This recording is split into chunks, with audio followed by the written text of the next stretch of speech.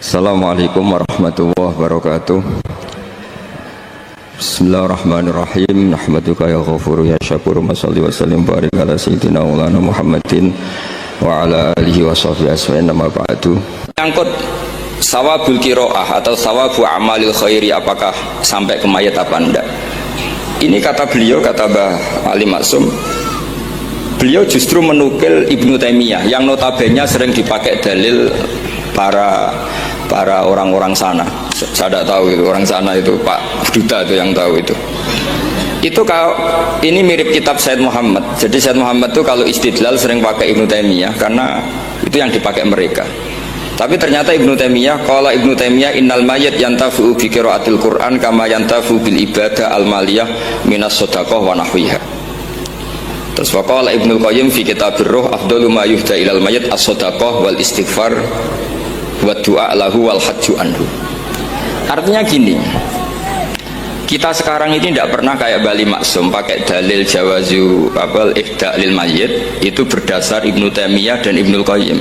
Kita seakan-akan Ibnu Taimiyah itu orang yang pasti melarang itu, sehingga kita itu terus mengatakan sing nyunatno tahlilan ku sapa, Mbah Hasyim atau Mbah Fakih atau siapalah, meskipun riwayat ini mukhtalifah dari Mbah Hasyim. Pertanyaannya adalah, terus kesannya yang membolehkan itu hanya kiai lokal itu, kiai nasional itu.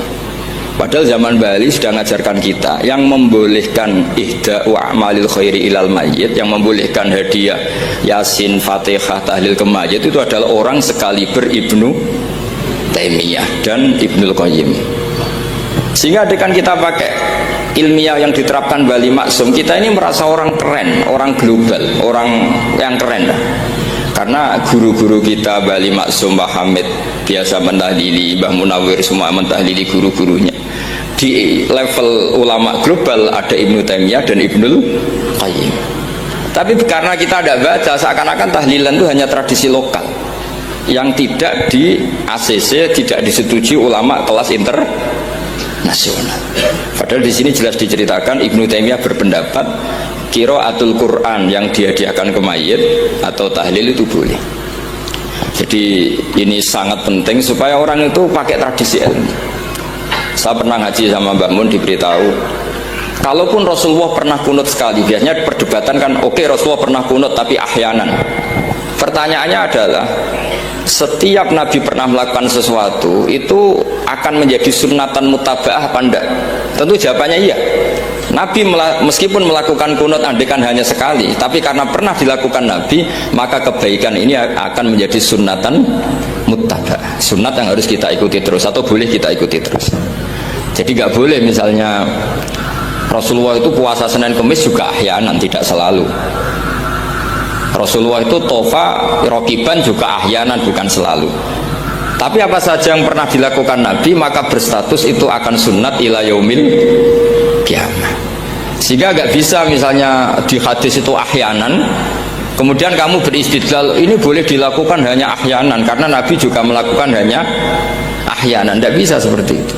Sekali Nabi pernah melakukan itu dan tidak dibatalkan lewat nasah mansuh, maka kesunatan itu ila yaumil kiamah. Sehingga Imam Syafi'i cara berpikir, meskipun Nabi kunut ahyanan, kalaupun itu ahyanan tentu kunut itu akan sunat ila yaumil kiamah.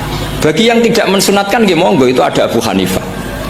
Makanya kata Mbah Maksum, kata Bali Maksum di sini diberi muqaddimah, wa huwa min masailil furu' al khilafiyah fala yajuzu bi sya'nihi itharatul fitan wal jidal wal ingkar alal qail wal amili bih wala alal mukhalif.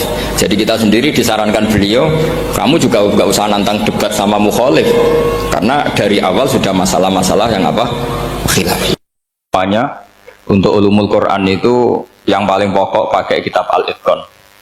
Al-Itqan fi ulumil Quran karangannya Imam Suyuti. Sebelum saya terangkan teks persisnya, itu ada sekian problem dalam memahami Quran, terutama kalau lewat terjemah. Problem itu bisa gawat betul, bukan gawat-gawatan tapi gawat betul. Misalnya ada ayat begini dan terjemahnya pasti begini. Fa'aina ma tuwallu fasamma wajhuh. Kamu menghadap mana saja, di arah manapun, di sana ada ridhonya Allah. Itu kalau hanya pakai terjemah, tentu menjadikan kita sholat bisa menghadap ke timur, ke barat, ke utara, dan ke apa? Selatan. Saya cerita sedikit tentang asbabun nuzul. Memang tema sekarang tentang asbabun nuzul. Dulu Rasulullah SAW ketika di Mekah itu sholat menghadap Ka'bah. Tapi setelah pindah di Madinah, di mana Madinah itu ada komunitas Yahudi dan Nasrani, Rasulullah itu menghadap ke Baitul Maqdis, kira-kira 16 bulan. 16 sampai 17 bulan. Semua riwayat itu kisarannya hanya 16 sampai berapa? 17 bulan. Sehingga orang Yahudi itu bilang begini, Muhammad ini baiklah, meskipun dia membawa agama baru, tapi kiblatnya masih ikut kita, masih baik kan. Setelah 16 bulan, Nabi diperintahkan Allah untuk menghadap ke Ka'bah. Awal liwajaka syatral masjidil haram. Maka orang Yahudi itu berontak. Berontaknya adalah kiblat mereka ditinggalkan. Cara berpikir orang Yahudi itu kiblat mereka ditinggal. Sehingga mereka bilang mawallahum an qiblatihim allati kanu 'alaiha. Apa yang menjadikan umat Islam berpaling dari kiblat Baitul Maqdis?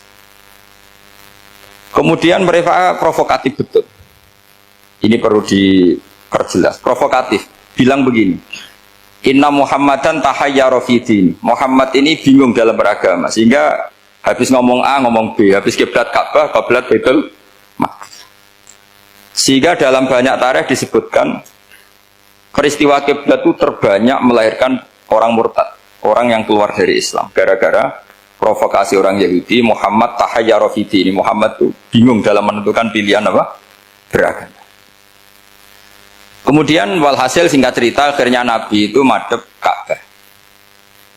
Apa yang terjadi mujizat itu adalah bahwa agama ini agama yang mewakili semua agama sebelumnya yang masih orisinil. Yaitu Nabi akhirnya berargumentasi Ka'bah adalah kiblat yang asli, yang lebih tua. Terus mereka tanya, buktinya apa? Dijawab oleh Quran, fihi ayatum bayyinatum maqamu apa? Ibrahim. Ka'bah bukti tertua adalah di situ ada makam Ibrahim. Makam itu jejak kaki. Ya kalau bahasa Indonesia makam itu kuburan. Kalau dalam bahasa Arab makom itu jejak apa? Jejak kaki. Sehingga diketahui oleh sejarah dibuktikan di situ ada jejak kaki siapa? Nabi Ibrahim. Sementara nisbatnya Baitul Maqdis itu adalah kepada Nabi Musa dan Nabi Harun. Yang ini adalah turunan dari Nabi siapa? Ibrahim. Hikmahnya apa? Begini, sebagai bukti bahwa Baitul Maqdis pernah menjadi poros Islam atau poros Tauhid, maka Nabi Muhammad pernah disuruh menghadap ke Baitul Maqdis. Buat inget-ingetan kalau ini pernah menjadi poros apa? Tahu? Tapi tetap tua-tuaan masih tua apa? Ka'bah. Nah, kenapa tua Ka'bah tadi? Karena Ibrahim adalah Abul Anbiya, bapak dari para. Dan di situ ada jejak kakinya. Fihi ayatum bayyinatum maqam. Bukti itu belum cukup. Dibuktikan lagi bahwa Ismail kecil itu hidupnya di Ka'bah. Kita tahu sa'i baina Shafa wal Marwah adalah karena Siti Hajar sedang mencari apa? Air. Jadi ada bukti sekian, bukti empirik bahwa Ibrahim itu kiblatnya itu Ka'bah, bukan Baitul. Sehingga ada kata-kata fihi ayatum bayyinatum maqamu Ibrahim. Nah, tanpa ngerti asbabun nuzul, kamu akan mengartikan fa'i nama tuwal fatam mawajwa itu salah. Karena di situ kamu menghadap mana saja, maka di situ ada ridhonya Allah. Maka para ulama memberi catatan, maksudnya begini, kamu menghadap kemana saja, asal itu yang diperintahkan Allah, maka di situ ada ridhonya. Harus seperti itu maknanya, disesuaikan dengan konteks asbabun nuzul. Tanpa seperti itu tidak bisa. Dan masih banyak lagi kepentingan tentang asbabun nuzul.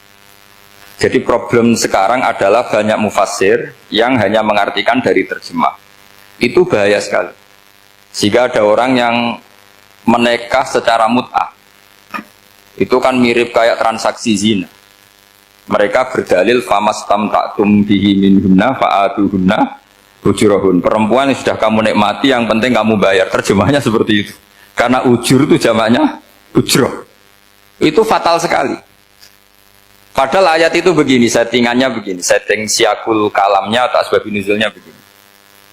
Ini sekaligus, memang saya sengaja ngaji dengan tema yang berat untuk penghormatan pada yang ngaji. Kalau temanya ringan kan kayak TPG.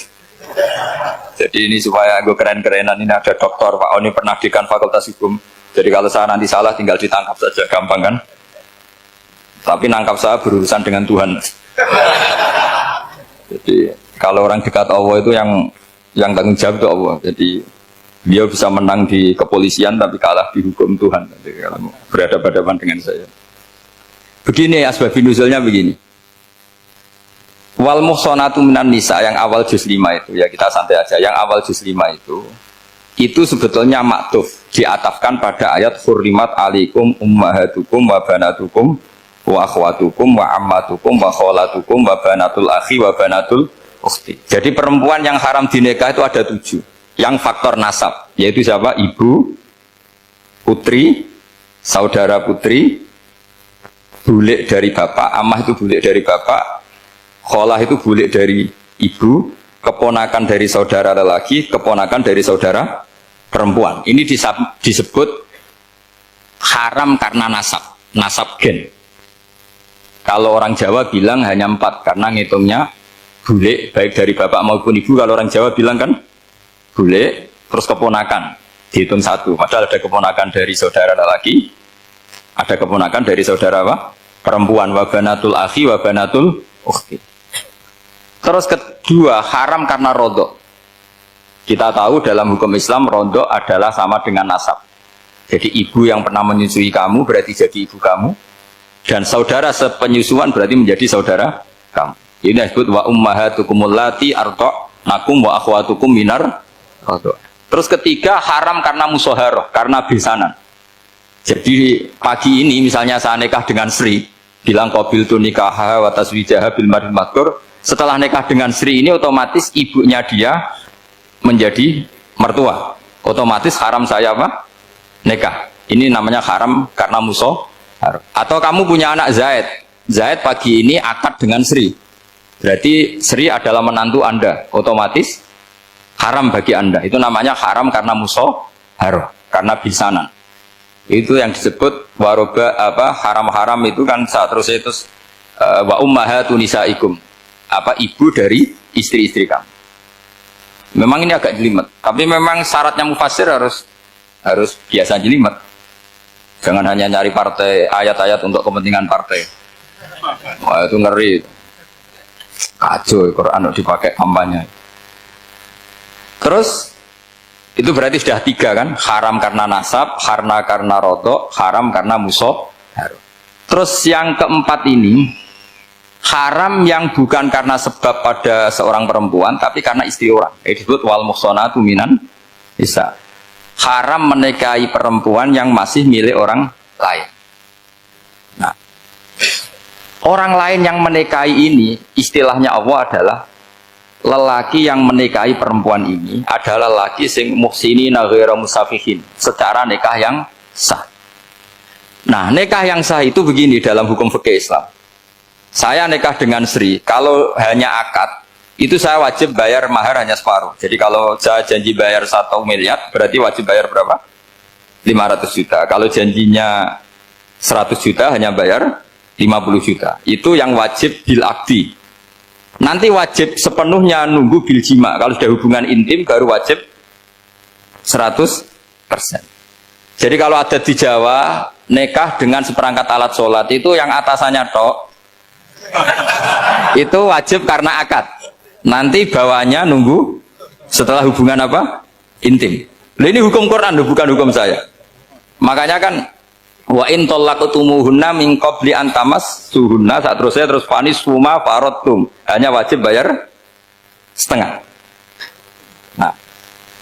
Nah, perempuan yang sudah diajak hubungan intim itu kata Allah fa'atuhunna ujurahun, maka wajib kamu bayar penuh. Jadi ayat itu tentang perempuan yang sudah dinikah, kita harus bayar berapa? Harus bayar penuh. Ini penting saya utarakan. Nah, problem kita sebagai orang Indonesia, ini juga problem Pak On, problem semua kiai. Mahar di Indonesia itu nggak bisa dibahas di Quran. Karena keterlaluan, kecilnya itu keterlaluan. Saya ini kan kiai, sering ngakatkan tuh sampai bosen, seperangkat alat sholat itu ngawur sekali. Ini mbak-mbak harus nggak mau gitu. Saya provokasi minimal itu ya Berapa? 100 juta berapa? Pantasnya berapa? Pantasnya berapa? 10 gram itu berapa nilainya? Kan 1 gram 500.000 baru 5. Ya sudah mendingan itu 10 gram. Quran itu bayangannya gini sambil latihan, yang hafal-hafal biar latihan. Jangan dapat beasiswa karena hafal tapi nggak jelas luntrungannya. Quran itu bayangannya gini, ini nggak mungkin Quran ini bisa dibaca di Jawa. Wa in aradtum istibdala zawjin makana zawji wa ataitum ihdahunna qintaran fala ta'khudhu minhu syai'a. Jika kamu nikah sama seorang perempuan, kemudian kamu cerai, maka mahar yang sudah kamu berikan jangan ambil lagi. Karena mahar di Arab itu mahal 100 juta, kadang mobil Alphard, kadang GMC. Sehingga setelah menceraikan tuh kebayang menarik. Kok enak, dulu saya memberikan itu kan karena dapat servisnya, sekarang sudah saya cerai, saya tarik. Kalau mahar di Indonesia kan seperangkat alat sholat. Jadi gak kebayang ada kalimat fala ta'khudhu minhu syai'a, jangan ambil lagi. Kebayang ngambil aja enggak? Apalagi kalau nikahnya sudah 2 tahun kan sudah lusuh, sudah. Tapi kalau di Arab itu kebayang karena mahal. Makanya orang Arab suka nikah orang Indonesia karena murah. Jadi bahasa kintoron itu harta yang nggak ternilai. Wa ataitum ihdahunna kintoron. Yang nggak ternilai, mahal betul. Itu pernah saya hitung, ada yang mahar itu 400 juta, ya sekira segitu. Nah makanya setelah dicerai Allah memperingatkan setelah kamu kasihkan ya jangan minta lagi. Kenapa kepikiran minta? Karena jumlahnya besar. Kalau di Indonesia kepikiran nggak minta, ya? Nggak kepikiran, saking kecilnya. Seperangkat alat sholat, kadang 1 juta. 1 juta itu setelah hubungan intim, sebelumnya yang wajib hanya 500. Itu kan nggak kebayang.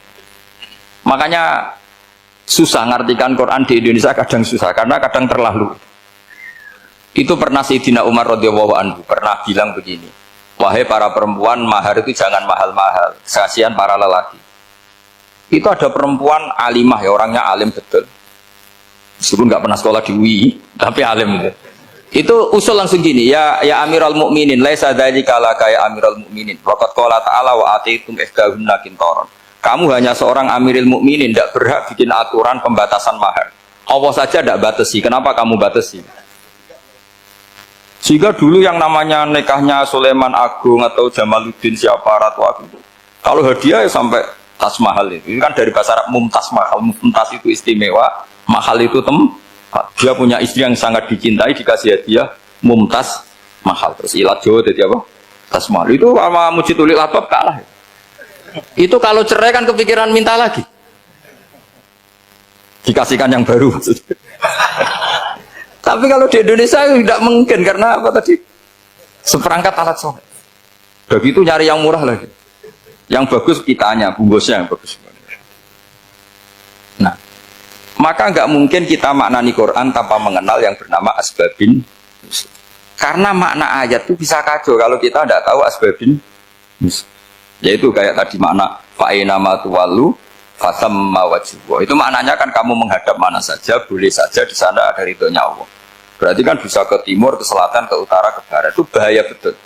Sehingga kata ulama harus mengkaji asbabin supaya porsi ayat ini sampai semana jauhnya itu kita tahu. Tanpa tahu itu tidak bisa. Begitu juga menyangkut kiblat. Sekarang saya tanya, kemarin kan ramai dulu di Kemenak, kiblat semuanya diukur dengan GPS. Terus beberapa masjid dikomentari salah. Karena diukur pakai apa? GPS. Kalau dalam bahasa falak disebut yaumarosdil kiblat. Memang bisa diilmun. Tapi pertanyaannya begini, dari awal Allah ngendikan fawal liwajaka syatral masjidil haram. Kamu yang penting sholat itu menghadap masjid. Masjid itu ya bangunan. Sehingga kata Ibnu Abbas yang diriwayatkan banyak ulama mengatakan Al-Ka'bah kiblatun li ahlil masjid wal masjid kiblatun li ahlil haram wal haram kiblatun li ahlil masyriq wal maghrib. Jadi kalau orang di dalam masjid, kiblatnya harus Ka'bah. Di luar masjid, kiblatnya asal bangunan Masjid Haram. Tapi di luar sini, kayak di Indonesia, boleh semua tanah. Kenapa begitu? Kata Ibnu Abbas, karena Quran turun bilisanin Arabiyyin mubin. Jadi kalau orang Jogja, kalau mau ke Jakarta, arahnya kemana? Barat. Itu sebetulnya ketika Anda ke barat itu persis Jakarta, apa bisa saja pasnya itu Pangandaran. Tapi orang tuh akan bilang kalau ke barat ya ke Jakarta. Meskipun presisi Anda tepatnya di pangan barat. Nah kiblat seperti itu, asal orang menghadap ke barat itu orang sudah bilang ke kiblat. Nggak usah sedetail misalnya harus pas Ka'bah. Saya pernah debat sama tim ahli Kemenang.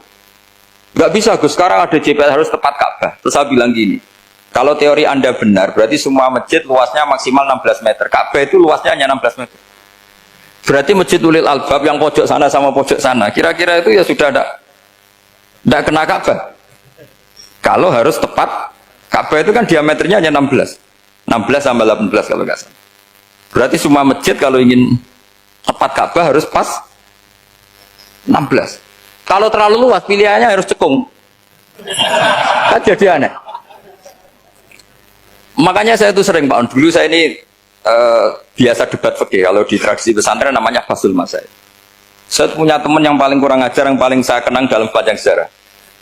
Dulu itu kalau debat fikih itu ya seru. Kalau aturan fikih kan gini, soft paling baik itu kan soft pertama, baru kedua, baru ketiga. Yang paling keren kan soft awal, soft. Terus teman saya bilang gini Pak, ya kalau gitu gini aja Gus, desain masjid itu memanjang utara selatan. Biar semuanya soft awal. Gara-gara didesain begini kan ada soft 2, soft 3. Apa susahnya kita bikin mulai awal supaya masjid itu memanjang utara apa? Selatan, supaya semuanya soft awal. Ya kalau ada hukum ya diimplementasikan dalam desain bangunan katanya. Jadi itu kan kacau. Terus akhirnya saya jawab, lalu setelah begitu yang paling afdol siapa? Yang dekat imam. Ya sudah, bikin cekong saja kalau gitu. Artinya gini ya, beragama itu yang sehat. Jadi beragama itu berdasar riwayat. Berdasar riwayat, pernah ada ulama yang ngitung Madinah menghadap Ka'bah itu ya tidak pas. Pernah dihitung pakai GPS. Kiblat Madinah ke Ka'bah itu ya tidak pas. Tidak seperti yang pernah dianjurkan Kemenak. Karena apa? Agama ini ngikuti bilisanin arabiyyin mungkin. Seperti jenengan gini. Semua ini istilahnya apa? Menghadap Gus Bah. Padahal ada yang agak sana, agak sana. Semuanya ngaji sama siapa Gus? Ya sudah. Istilahnya bertatap muka. Memangnya kita benturan. Ini bahasa. Jadi seperti ini semua namanya apa? Berhadap. Padahal ada yang agak samping, agak samping. Ka'bah juga gitu. Sebenarnya tidak se-ekstrim yang dibayangkan orang-orang. Cuma kalau bisa tepat, ya kita harus tepat. Tapi tetap saja tidak perlu 16 meter. Nah, fa'aina ma tuwallu fatamma wajhuhu itu artinya menghadap. Menghadap itu menghadap arah. Makanya Allah tidak dawuh fawalli wajhaka nahwal Ka'bah, tapi fawalli wajhaka syatrul Masjidil Haram. Jadi ini penting saya utarakan supaya kita familiar dengan istilah-istilah Quran. Istilah Quran itu gampang sebenarnya. Kalau kita kaji itu gampang. Problem kita tidak pernah mengkaji. Jadi semuanya asing. Kalau kita mengkaji itu gampang sekali. Saya punya sekian cerita betapa pentingnya mengkaji Quran. Harun Ar-Rasyid itu dinasti Bani Abbasiyah. Itu pinter sekali. Ada seorang ustadz yang agak ekstrim. Itu datang ke Harun Ar-Rasyid. Ya Amirul Mukminin, inni nasihun laka famusaddidun alaika. Fala tajidanna alayya fi nafsika syai'an. Saya mau nasihati kamu, tapi saya mohon jangan masukkan hati. Karena nasihat ini penting. Tapi saya akan keras, vulgar, akan keras, kritik saya akan keras. Karena Anda sebagai Amirul Mukminin tidak becus. Apa kata Amirul Mukminin Harun Ar-Rasyid? Uskut ya Ustadz. Sebagai riwayat uskut ya jahil. Kamu itu Ustadz bodoh, tidak usah banyak omong. Terus kita, kenapa saya bodoh? Terus dibacakan ayat faqula lahu qaulal layyinal la'allahu yatadzakkaru aw yakhsha. Inna Allaha ta'ala qad arsala man huwa khairun minka ila man huwa syarrun minni. Wa ma'a dzalika qala ta'ala faqula lahu qaulal layyin. Allah pernah menugaskan seorang yang lebih baik ketimbang kamu, yaitu Musa dan Harun. Musa dan Harun adalah seorang nabi. Kepada orang yang lebih buruk ketimbang saya, yaitu Fir'aun. Itu saja etikanya faqula lahu qaulal layyin. Kamu kalau ngomong yang halus, yang baik, yang berperadaban, kok kamu sama saya mau kasar? Akhirnya ustadznya ternyata pinter kamu, ya pinter aku. Jadi semudah itu. Allah itu menugaskan orang yang lebih baik ketimbang kamu, yaitu Nabi Musa, kepada orang yang lebih buruk ketimbang saya, yaitu Fir'aun. Itu saja ada etikanya. Kok kamu sama saya mau tanpa etika? Mau main kasar hanya karena kamu merasa nasihat Anda benar? Jadi gampang sekali memahami Quran. Tapi lagi-lagi memang bagi ahlinya. Tapi ini saya bantu supaya sampean jadi ahli apa? Quran. Meskipun ngajinya sebulan sekali. Sudah sebulan sekali tidak punya kitabnya. Sudah. Jadi ulama dulu kalau belajar Quran itu gampang sekali. Saya berkali-kali cerita. Yang kitab saya baca di rektorat namanya Syajaratul Ma'arif. Itu kalau cerita bikin judul itu enak sekali. Babuna fil ibad bikulil bilad. Bab seseorang di mana saja hidupnya harus bermanfaat. Terus dalilnya itu hanya mengutip makalahnya Nabi Isa, wa ja'alani mubarakan ainama kuntu. Ciri utama seorang nabi apa? Saya di mana-mana adanya berkahi orang lain. Jadi berkah bagi orang lain. Maksudnya tidak jadi problem bagi orang lain. Artinya kamu hidup entah di Jogja seperti Pak Ono orang Jember, saya orang Rembang. Hidup di Jogja manfaat, di Jember ya manfaat, di mana-mana. Saya pernah di Korea seminggu ya manfaat. Saudara kita TKI yang di Korea manfaat, di sana bikin masjid, bikin apa. Karena ngendikane Allah menceritakan Nabi Isa siapa? Wa ja'alani mubarakan ainama kuntu. Saya adalah orang yang di mana-mana berkah. Artinya manusia eksistensinya harus seperti itu, hidup di mana saja. Gampang sekali memahami Quran. Pernah Imam Syafi'i ditanya, kalau kamu nggak kehilangan air atau nggak ada air di satu daerah, cari-cari dulu sampai nggak ketemu. Setelah nggak ketemu air, baru kamu boleh tayamum. Imam Syafi'i ditanya, apa dalilnya harus mencari dulu? Kalau nggak ada air ya langsung tayamum saja. Kenapa harus nyari-nyari dulu? Jawabnya Imam Syafi'i itu gampang sekali. Qala ta'ala falam tajidu ma'an. Kemudian kamu tidak menemukan air. Di mana-mana tidak menemukan setelah mencari. Kalau belum mencari namanya tidak tahu. Kan ayatnya kan falam tajidu ma'an. Kemudian kamu tidak menemukan air. Tidak menemukan tuh nyari dulu apa langsung ambil sikap? Nyari dulu baru kesimpulannya tidak ketemu. Kalau belum pernah nyari namanya tidak tahu. Segampang itu lama dulu memahami Quran karena konstruksinya utuh. Yaitu mereka tahu betul bahwa Quran itu bilisanin Arabiyim. Ketika Futuhat Syam dulu itu dikuasai tentara Romawi. Era Sayyidina Umar Futuhat. Yerusalem dikuasai tentara Islam. Itu awal Sayyidina siapa? Umar radhiyallahu anhu. Ketika Futuhat mau ada pesta besar-besaran. Tapi Umar menolak. Ketika menolak, kenapa Anda menolak? Beliau hanya baca ayat innallaha ta'ala ayyara qauman faqala adhabtum thayyibatikum fi hayatikumud dunya. Allah itu mengkritik satu komunitas kaum yang zaman di dunia menghabiskan semua kenikmatan. Maka kita tidak perlu syukuran besar-besaran. Jangan-jangan jatah kita di akhirat kita habiskan di dunia.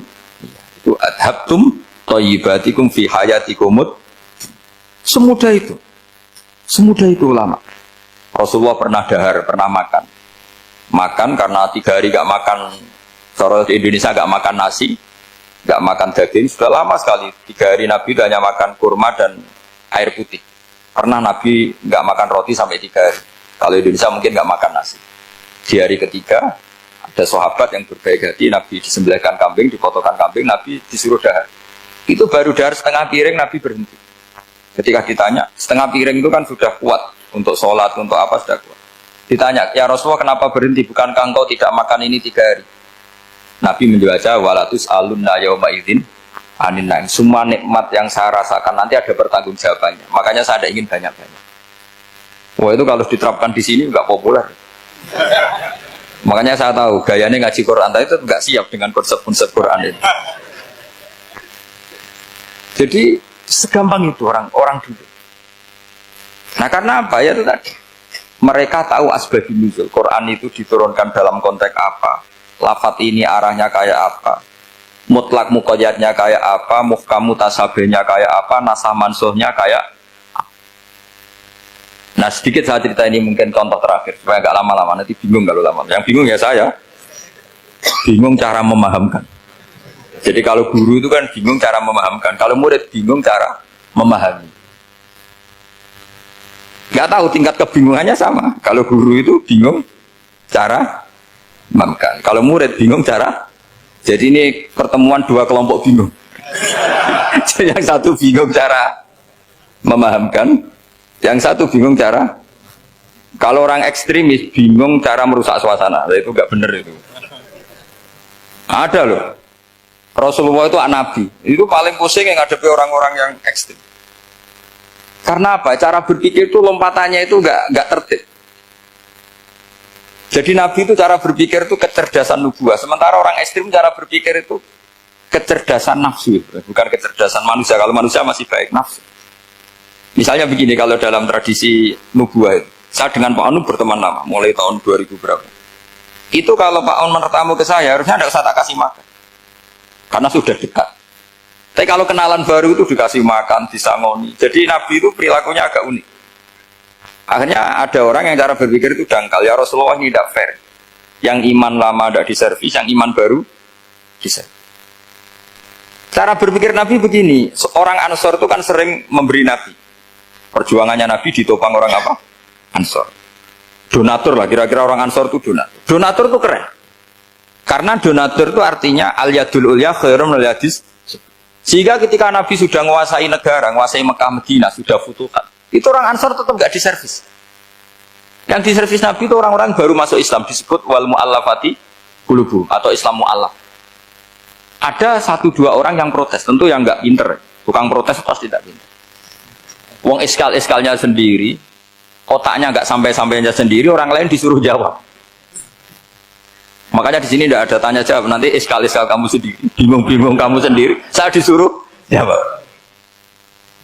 Berarti Gus Pak nggak mau ditanya, ya memang nggak mau karena tadi jawab sendiri aja, nanti pinter sendiri, kapan-kapan pinter sendiri. Akhirnya tanya begini, cara tanya gini, ya Rasulullah, ini nggak fair. Orang sudah Islam lama setelah negara terbuka milik Anda, setelah kita menang, setelah kita menguasai negara, tidak kamu servis. Sementara yang baru Islam kamu, Nabi itu bertanya senyum-senyum, rileks saja. Lama-lama tambah ekstrim pertanyaan. Kata Umar, ya Rasulullah saya beri izin untuk membunuh orang ini. Umar itu pikirannya karena mangkel lo Nabi. Nabi jangan. Kalau kamu bunuh, nanti apa kata orang banyak? Inna Muhammad dan yaqtulu ashabah. Dikira Muhammad membunuh sahabatnya sendiri. Nabi masih mendengar. Komplainnya masih mendengar. Lama-lama Nabi memberi penjelasan. Kamu ini orang Ansor. Kamu biasa memberi saya, memberi dana perjuangan. Memberi itu hebat. Saya tidak ingin menurunkan grade Anda. Grade sebagai pemberi, berarti kelasnya elit. Sekarang menjadi penerima. Itu tidak bagus. Itu betapa Rasul ini namanya kecerdasan nubuah. Kalau orang biasa memberi, biar memberi saja. Supaya dia tetap heroik, tetap patriotik, tetap keren. Karena mentalnya Jangan sampai dari mental memberi, kemudian mentalnya peminta. Jadi kalau Pak On jadi tim suksesnya Pak Jokowi, dia tidak minta-minta. Kalau dulu kampanye, ya kampanye saja. Biar memberi terus nggak pernah minta. Meskipun akhirnya ya gelong. Tapi Nabi dulu tidak gitu. Jadi orang Ansor itu nggak pernah diservis. Padahal jasanya kayak gitu. Supaya kelasnya tetap kelas elit, yaitu pemberi, penanggung jawab. Nabi nggak ingin orang Ansor turun grade menjadi penerima. Orang-orang yang cerdas nubuah menerima konsep Nabi seperti itu. Bertanya sama Pak On, saya dan terjemahan UI itu puluhan tahun sama Pak. Itu beliau ke kontrakan saya ke rumah beliau. Itu tidak pernah berharap apa. Saya sangat tertutup. Bukan apa-apa ya, kalau ingin memberi saja. Kontribusi saya pada Al-Quran. Saya tidak kepikiran mendapat. Supaya heroik. Tapi orang-orang yang cerdas amatir tadi, ini nggak fair. Wong yang memberi lama kok dapat servis sedikit. Nah, sekarang itu problem zaman akhir sudah mulai seperti itu. Nah, orang ini namanya Dzul Khuwaisirah. Ini yang nanti punya anak turun Khawarid. Khawarid itu orang yang ibadahnya hebat, tapi cara berpikir tentang nubuah salah. Orang lagi Khawarid itu orang yang ibadahnya hebat, tapi cara berpikir nubuah salah. Nubuah itu unik. Nubuah itu cara berpikir tadi. Apa ya? Melihat sesuatu yang benar, biar benar terus. Gitu. Yaitu tadi, mental memberi itu ya biar memberi terus, tidak usah di-share. Maka ketika Abu Bakar jadi khalifatul Rasulullah, itu ada sistem kepegawaian. Itu gajinya Umar yang sudah Islam lama, gajinya Abu Bakar yang sudah Islam lama. Itu sama Abu Sufyan sama. Padahal Islamnya Abu Sufyan baru setelah Fathu Mekah. Kira-kira baru setahun. Terus diprotes sama orang-orang. Ini Islam lama kok gajinya sama Islam yang baru setahun kok sama. Kata Abu Bakar, fadailuhum indallah. Mereka punya kelebihan Islam lama itu indallah. Nanti balasannya biar surga. Kalau di dunia sesuai profesinya. Artinya profesi kalau penjaga kantor ya berapa, kalau dosen berapa, pokoknya ya sudah. Dan itu diterima oleh sahabat, semuanya nerima konsep itu. Era Umar agak dibalik. Abu Sufyan kira-kira gajinya 1 juta, yang lainnya yang menangi Nabi mulai awal gajinya 10 juta. Ditanya, ya Umar, kenapa ini jadi rubah seperti kebijakan Abu Bakar, tidak seperti Abu Bakar? Jawabnya Umar lucu. Fawwah la usawwi baina man qatala Rasulullah wa baina man qatala ma'a Rasulillah.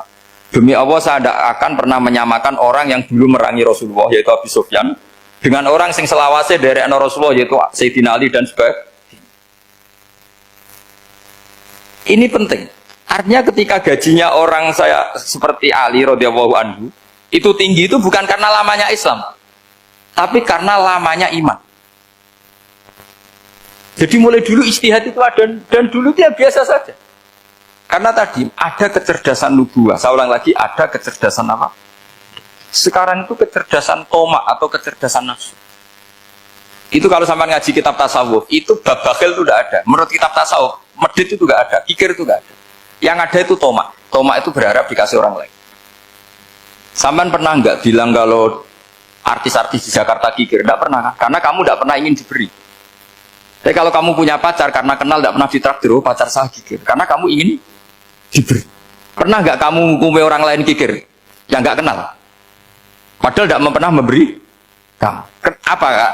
Karena kamu tidak pernah ini. Coba sekarang kamu saya tanya, ini latihan cerdas. Definisi kikir itu apa tuh Pak? Nggak pernah memberi kamu kan? Artis-artis Jakarta, tokoh-tokoh nasional pernah nggak memberi kamu? Enggak kan? Tapi tidak pernah kamu vonis kikir karena kamu tidak pernah tomak. Tapi pacar kamu kok amin ditraktir terus, atau istri kamu atau mertua kamu kok tidak ngasih warisan, kamu bilang kikir enggak? Sebabnya kikir betul apa karena kamu tomak berharap? Tomak. Maka di kitab tasawuf itu enggak ada bab kikir, yang ada bab tomak. Karena asal usul menvonis orang kikir itu karena tamak.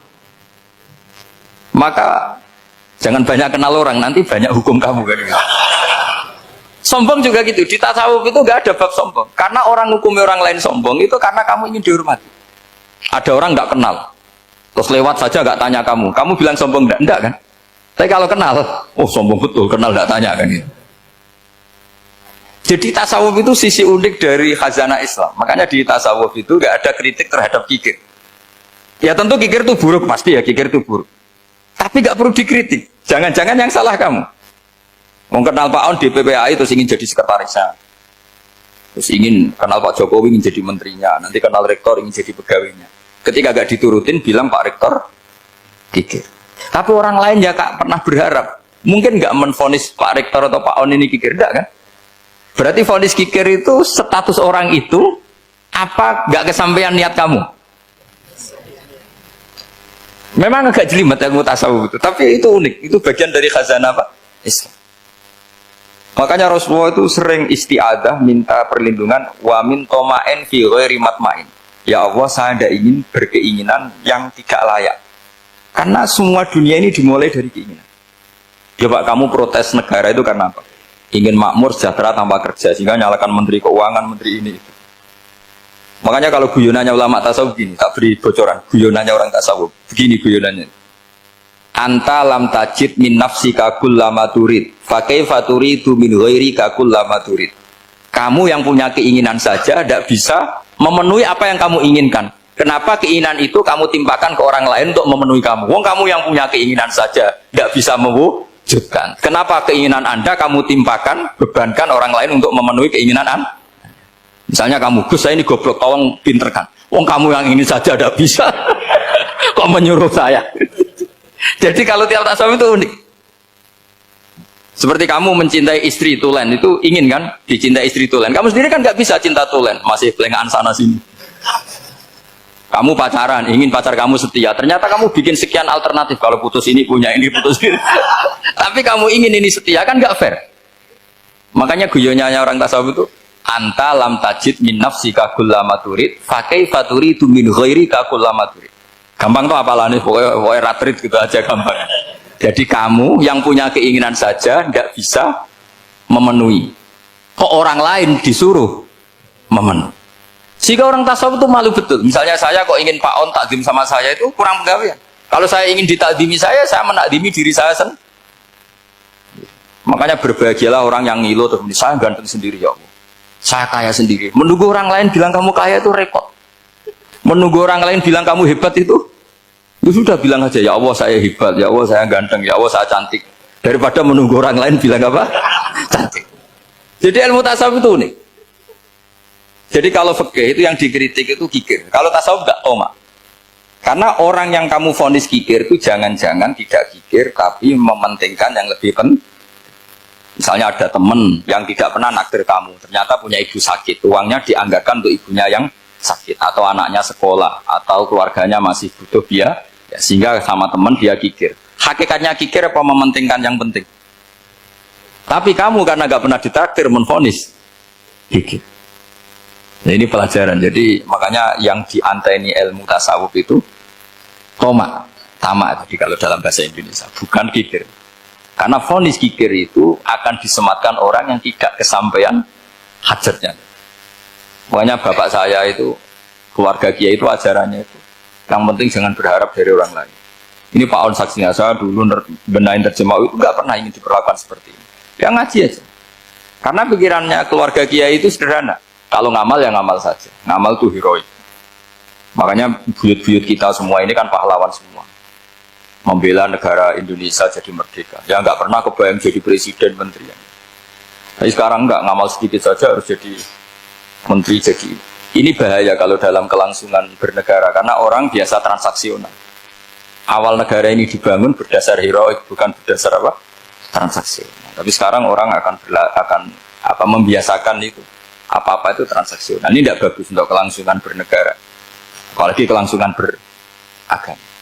Sehingga seperti saya ini masih punya desa-desa binaan di Sragen, di pedalaman Papua sekalipun. Saya punya santri banyak di Papua. Itu kalau cerita itu unik-unik. Itu mau Jumatan, itu nggak ada orang 40. Sudah datang setengah 12. Itu datangnya 3 jam. Di situ mau ketemu santri 3. Semua, karena ya akhirnya mereka tanya gini, Pak. Pertanyaannya itu lucu. Gus, boleh nggak Jumatan orang 3? Secara fikih Syafi'i kan harus orang 4. Boleh. Kemudian mereka tak bilang buat sholat duhur saja. Mereka nggak mau. Wong Jumat kok duhur. Harinya kan Jumat, masa sholatnya? Sehingga kita yang jadi kiai akhirnya nyari fikul madzhabil arba, nyari fikih madzhab 4. Ternyata Imam Malik membolehkan orang 6. Ada yang bilang 12. Yang penting keceluk jamun itu kelompok. Kalau 3 kan belum keceluk apa? Belum disebut apa? Kelompok. Ini penting saya utarakan supaya kita berjuang itu bukan karena selfie seperti ini kayak di Ulil Albab, masjidnya keren, kampus swasta tertua, terus termasuk nomor 1-2 di Indonesia. Oke, kita syukur dengan kebesaran UI. Tapi yang namanya dakwah itu menjadikan orang tidak tahu menjadi tahu, termasuk kepada desa-desa tertinggi. Sama, yang namanya menteri itu pembantu presiden untuk memenuhi kebutuhan rakyat banyak. Sekarang misalnya menteri pertaniannya itu hebat, cerdas, tapi petani nggak mau nandur padi, mau apa itu? Coba yang membantu ketahanan pangan itu para petani mau nanam padi apa karena menteri pertanian? Karena petani mau nanam. Ya sudah GR saja, kita pembantu presiden semua. Karena ikut menyumbangkan ketahanan pangan. Tapi kamu kan nggak digaji, kita keren, ngamal tambah harap gaji. Ini penting supaya Anda itu nggak hati kecil gitu. Ikut menyumbang negara tanpa ingin dapat gaji. Keren nggak? Nah itu nubuah. Apa? Nubuah. Orang Ansor itu seperti itu. Sehingga ketika Rasulullah wafat dan ada kompetisi kepemimpinan, itu orang Ansor gak ikut. Sudah kita makmum saja, silahkan dibagi di saking baiknya orang Ansor. Nah, makanya saya ulang lagi ya. Kecerdasan nubuah ini yang gak difahami orang Khawarij. Orang Khawarij cara berpikir yang kerja banyak harus dapat banyak. Sementara kecerdasan nubuah enggak.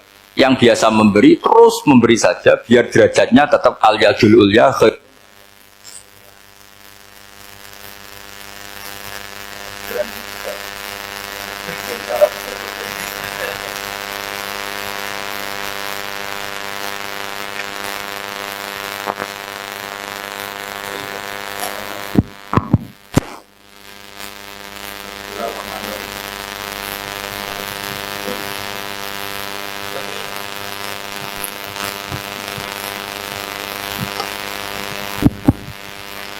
Bismillahirrahmanirrahim. Ini saya baca supaya dapat berkahnya ulama-ulama dulu, karena ini dikarang oleh ulama yang dipakai rujukan seluruh dunia. Begini, qala Ibnu Taimiyah, ma'rifatu sababin nuzuli yu'inu ala fahmil ayat. Jadi mengenali asbabin nuzul itu membantu memahami secara benar ayat itu. Karena tadi kalau ayat itu dipotong itu maknanya bisa kacau, kayak tadi famastam ta'tum bihi minhunna fa'atuhunna ujurahun. Kalau diterjemah itu kan mendukung kawin mut'ah. Kalau terjemahnya saja perempuan siapa saja yang pernah kamu nikmati, yang penting kamu bayar, itu kan aliran sesat dan menyesatkan. Itu konteks asbabun nuzul tidak seperti itu. Perempuan yang sudah menjadi istri kamu, seorang lagi perempuan yang sudah menjadi istri kamu, jika sudah kamu hubungan intim maka maharnya harus dibayar penuh. Tapi kalau belum hubungan intim, maharnya hanya wajib separuh. Fanis suma farotum illa ayafuna au yafu alladhi biyadihi uqdatun nikah.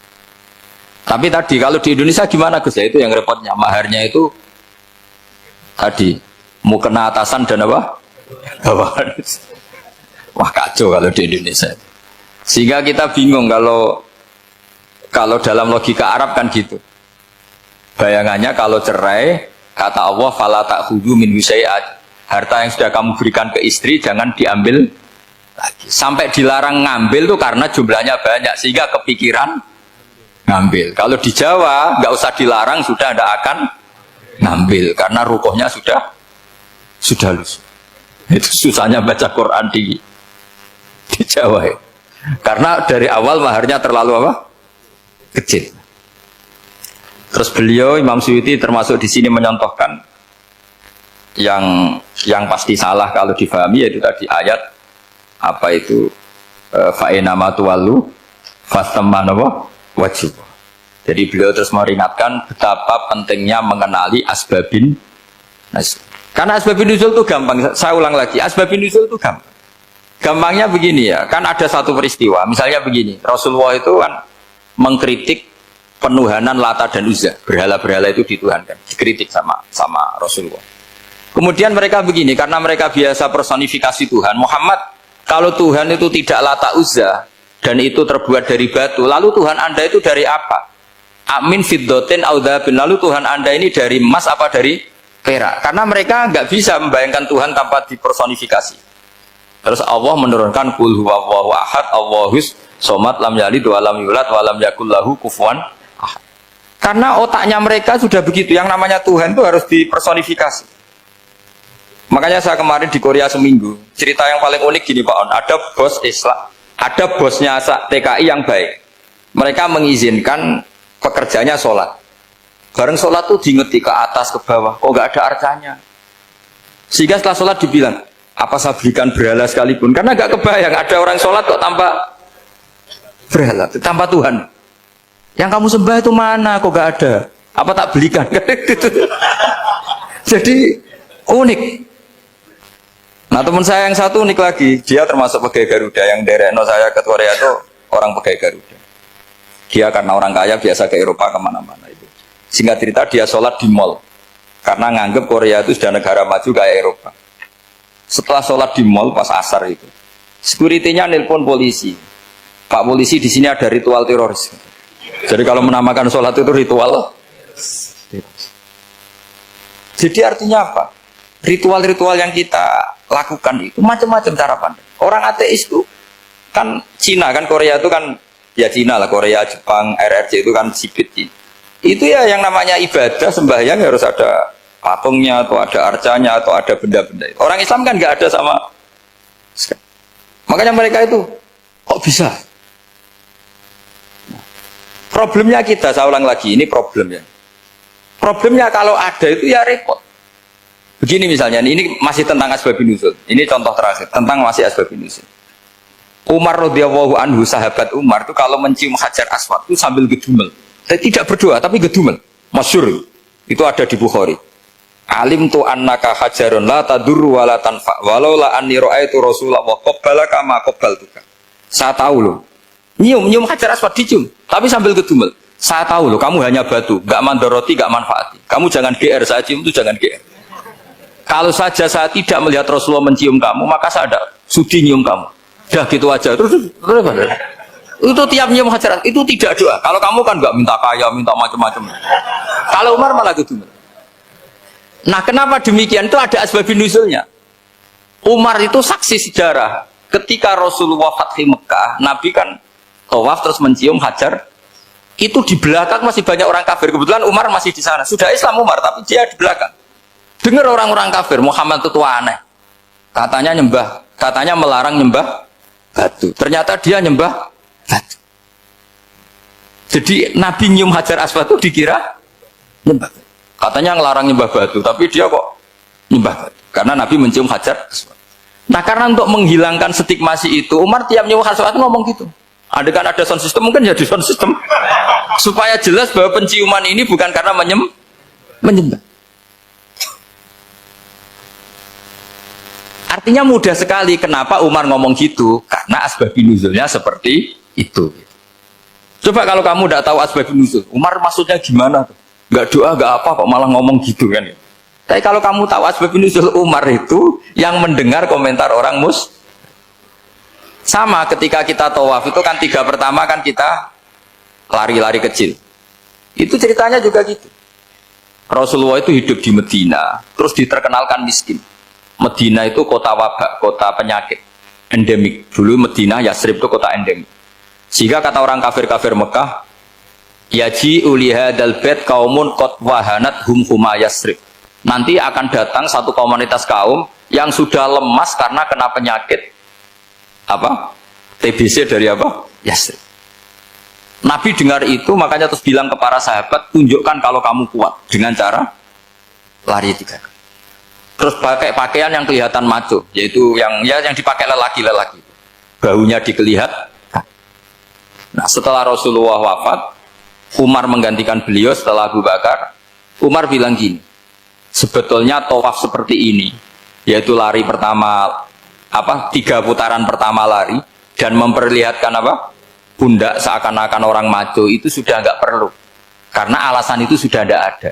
Tapi ini tinggalan Rasulullah, maka jangan rubah ya, tetap seperti ini. Akhirnya meskipun sudah tidak ada alasan tadi menjawab stigmasi orang kafir, tetap tawaf seperti itu. Jadi memang agama itu unik. Kadang kita harus tahu alasannya, tapi alasan itu kalau menjadi mahatul hukmi, pijakan hukum sah. Misalnya kamu terus bilang gini, ya berarti tawaf sekarang bebas, gak perlu seperti itu. Kan alasan itu sudah tidak ada. Nah, di sini pentingnya riwayat. Riwayat itu begini, logikanya sudah nggak ada, tapi kaifiah itu, cara itu masih kita terus. Dan itu memang, saya ulang lagi, harus tahu asbabun nuzul. Saya beri contoh ya, misalnya, wa idza darabtum fil ardi falaysa 'alaikum junahun an taqsuru minas shalah. Terus ayat di mana? In khiftum ayyaftinakumul ladzina kafaru. Jika kamu pergi dalam keadaan takut ditangkap orang kafir atau takut diculik orang kafir, maka kamu boleh mengqasar sholat. Itu jelas ada ayat in khiftum ayyaftinakumul ladzina kafaru. Jika kamu takut diculik orang kafir. Sehingga ketika ba'da Fathi Mekah, setelah Mekah dikuasai Islam, Umar tanya, ya Rasulullah, kenapa engkau masih sholat qasar? Bukankah kita sudah aman? Waqad qala ta'ala in khiftum ayyaftinakumul ladzina kafaru. Allah ngendikan boleh mengqasar itu kalau dalam kondisi takut. Waqad kunna fi amrin, sekarang kita sudah aman. Jawabannya Rasulullah itu unik. Ya Umar, hadhihi shadaqatun faqbalu shadaqah.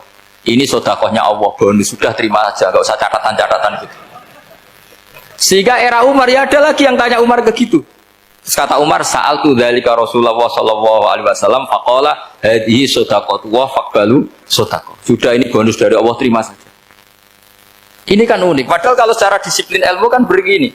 Kamu boleh mengqasar sholat kalau dalam bepergian dan dalam keadaan takut. Logika hukumnya kalau tidak takut, tidak usah. Sama seperti begini. Kamu kalau pergi jauh seperti saya Pak On, itu ngosor sholat apa enggak ngosor kan? Alasannya kalau kosor itu, kalau pergi itu masyakot, repot. Sekarang pergi kita pakai Alphard, pakai Innova, bawa uang, disupirin, itu masyakot enggak? Enggak kan? Tetap boleh jamaah enggak? Boleh. Sebenarnya kamu jamaah itu karena pengetahuan hukum apa karena enak jamaah? Kalau alasannya masyakot, kan sekarang sudah ada. Nggak repot. Ya sudah pakai hadis tadi, ini hadiah, terima saja. Jadi makanya agama itu riwayat. Tapi ada saja ulama yang agak balik loh. Agak balik loh gini, banyak juga ulama misalnya duwe gawe, ibunya sakit terus ribet jamak sholat. Kenapa? Ribet ngurumat ibu. Makanya ada saja kiai yang duwe gawe mantu itu terus jamak sholat, tapi jangan ikuti. Tapi ada saja karena alasannya jamak itu karena apa? Repot. Ya ada saja, tapi ya jangan ditiru. Cuma saya ini cerita apa ya, analisis hukum itu memang agak-agak unik. Jadi tadi kadang Nabi itu ditanya, ya Rasulullah, kita dulu boleh jamak qasar ini kan karena in khiftum ayyafinakumul ladzina kafaru, takut diancam orang kafir. Sekarang aman, kenapa tetap jamak? Jawabannya Nabi, ini hadiah, terima saja. Ya ada sahabat yang bantah, kenapa Nabi? Allah itu zat yang baik, kalau sudah ngaji bonus nggak pernah ditarik lagi. Makanya Nabi kalau berdoa itu unik. Ya, siapa yang disiksa di dunia karena dosanya, fawahu akramu min ayyus sanniya uqubatahu fil akhir. Kalau ada orang salah kok di dunia sudah dikasih sanksi, Allah itu lebih mulia untuk mengulang nanti di akhirat. Akram itu Allah terlalu mulia, maksudnya orang kepikiran, wis males ya selesai, tidak akan di. Kalau sampean kan enggak, masih ingin lagi. Jadi itu cara berpikir apa? Nubuah. Jadi berpikir nubuah itu beda. Ada orang pas sujud diinjek sama orang fasik. Diinjek, kemudian si yang sujud tadi, "Wallah la yaghfiru wa laka." Demi Allah tidak akan ngampuni kamu. Itu langsung Allah memberi wahyu sama Nabi di zaman itu. Bilangin yang sedang sujud itu, dia harus minta maaf sama saya, kata Allah. Man dzalladzi yata'alla ala fulan. Dia bersumpah bahwa Allah tidak akan memaafkan orang itu. Itu harus diralat. Nabinya iskal, kenapa ya Allah? Yang Tuhan itu saya ini punya sifat dua, bisa menyiksa dan bisa memaafkan. Kenapa dia milih sifat saya satu tidak memaafkan? Akhirnya apa? Orang yang injek tadi sama Allah dikasih tobat dan jadi orang soleh. Jadi itu makanya kamu nggak boleh jadi orang ekstrim nyifati Allahnya satu. Nggak boleh, Allah tetap bisa yaghfiru liman yasha wa yu'adzibu may yasha. Sifatnya Allah dua ya tetap dua, nggak boleh kamu pilih satu. Misalnya kamu kan biasanya gini, yang ghafur untuk kamu, yang sadidul uqab untuk orang lain. Mesti kelakuannya sama kan begitu. Nggak boleh seperti itu. Rasulullah kayak apa bencinya sama Wahsy? Karena Wahsy itu qatilu Hamzah. Yang membunuh Sayyid Hamzah siapa? Itu bencinya bukan main Rasulullah. Sampai maksud-maksud Wahsy. Tapi sama Allah malah diturunkan ayat laisa laka minal amri syai'un aw yatuba alaihim aw yu'adzib. Muhammad, meskipun kamu kekasih saya itu tidak wilayah kamu, maafkan atau enggak, terserah saya, kata Allah. Ternyata betul, malah Wahsy dikasih tobat. Nah sekarang enggak, orang itu nyifati Allah sama orang lain syadidul iqab, kalau sama dirinya enggak boleh seperti itu. Allah ya sifatnya tetap dua. Jadi boleh kamu misalnya berdoa, ya Allah mbak yang cantik itu semoga dapat jadi istri saya. Mbaknya juga boleh berdoa, ya Allah naudzubillah min dzalik. Jadi ini adu kekuatan, nanti terserah nanti Allah pihak yang mana. Kayaknya pihak yang perempuan mungkin. Karena kasihan kan kalau cantik dapat orang apa? Saya tuh andaikan boleh fatwa fikih, yang saya haramkan tuh orang jelek dapat orang jelek. Karena kasihan anak-anaknya, tahu-tahu jelek banget. Jadi kan kasihan itu. Jadi dalam Islam itu seperti itu. Jadi apapun benci kita sama musuh kita, Allah bisa saja memperlakukan musuh kita secara baik. Karena Allah itu yaghfir. Tetapi kita harus sifati Allah yaghfiru liman yasha wa yu'adzibu. Jangan karena kita benci seseorang seakan-akan Allah sama dia pasti yu'adzib. Pasti menyek. Itu yang dicontohkan Allah kepada Rasulnya, itu beliau tidak cocok sama Wahsy, malah Wahsy dikasih petunjuk. Makanya terus ada ayat apa? Laisa laka minal amri syai'un aw yatuba alaihim aw yu'adzib. Muhammad, tidak wilayah kamu, saya menentukan mengadab atau mengam. Makanya rata-rata kiai ulama itu halim. Orang halim itu rileks, layinal janib, tidak gampang menvonis orang lain. Biar Allah tetap dengan sifatnya yaf'alu ma biasa, bahwa Allah bisa melakukan apa saja. Soal kamu benci sama seorang, benci saja atas nama kamu, jangan nyatut-nyatut Allah. Misalnya kamu cinta seseorang, wah ini yang calon presiden ini harus jadi presiden. Ternyata Allah menghendaki jadi menteri, mau apa?